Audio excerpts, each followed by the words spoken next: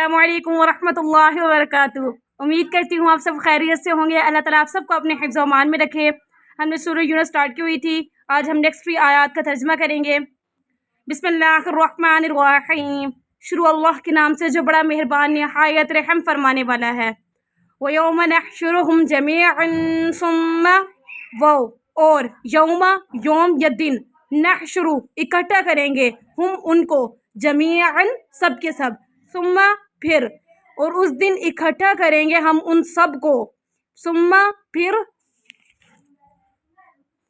नक़ूलु कहा जाएगा लिल्लज़ीना उन लोगों से अशरकू जिन्होंने शरीक बनाए मकाना ठहरो कुम तुम व अंतुम शुरकाउकुम और तुम्हारे शुरका फज़य्यलना फिर फैसला डाल देंगे या जुदाई डाल देंगे बैनहुम उनके दरमियान वक़ाला और कहेंगे उनके शुरकाउहुम उनके शुरका माँ नहीं कुन तुम इजाना ताबुदून हमारी इबादत किया करते।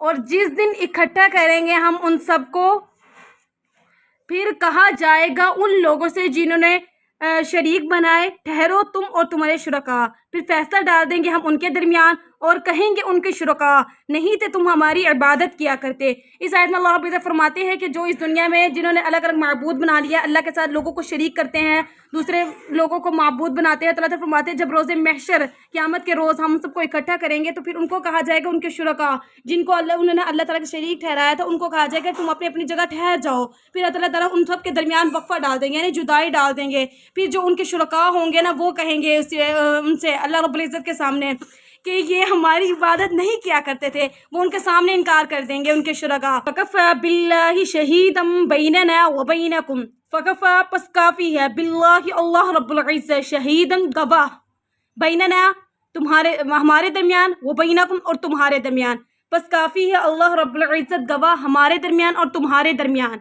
इन कुन्ना अन इबादतिकुम लगाफिलीन ये के कुन्ना थे तुम अन इबादतिकुम हमारी इबादत से लगाफिलीन अलबत्ता गाफिल बस गाफी है अल्लाह गवाह हमारे दरमियान और तुम्हारे दरमियान ये कि थे तुम हमारे इबादत से अलबत्ता गाफिल यानी अल्लाह रब्बुल इज़्ज़त उन सब पर गवाह होंगे कि वो दुनिया में क्या क्या करके रहे हैं। अल्लाह ताला उन सब के अमाल को जानते होंगे। बेशक अल्लाह रब्बुल इज़्ज़त तमाम अमाल को जानते हैं। तो जो लोग इस दुनिया में बुरे अमाल करें उनके बुरे अमाल को भी जानते हैं और जो नेक अमाल करें उनके नेक अमाल को भी जानते हैं। उन सब पर गवाह है।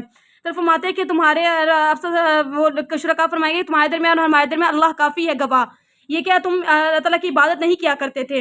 हुनालिका तबलू कुल्लु नफ्सिम मा अस्लफत हुनालिका उस वक्त तबलू जान लेगी कुल्लू हर नफ्स या जान मा अस्लफत मा जो अस्लफत आगे भेजा उसने रुद्दू और लुटाया जाएगा इला तरफ अल्लाह रब्बुल इज़्ज़त की तरफ मौलाहुम मौला है जो उनका हक़ी सच्चा वज़ल्ला और गुम हो जाएंगी अनहुम उनसे मा कानू यफ्तरून मा जो वो थे यफ्तरून घड़ा करते।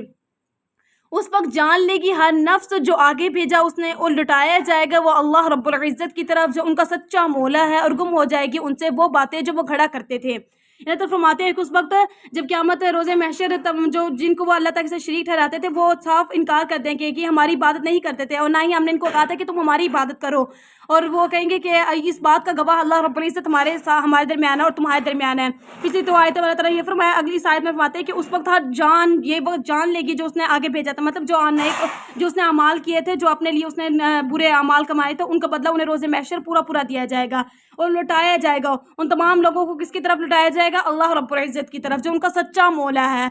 और क़यामत के रोज़ उनसे वो उन बातों को भूल जाएंगे जो दुनिया में झूठ करते थे अल्लाह के बारे में तरह तरह की बातें करते थे वो तमाम बातें उनसे वो एक तरह से भूल जाएंगे वो गुम हो जाएंगे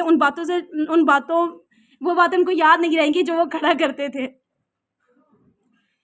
इन 3 आयत में अल्लाह रब्बुल इज़्ज़त यही फरमाया ये अल्लाह ताला इन 3 आयत में रोज़े महशर यानी क़यामत के दिन को बयान किया है।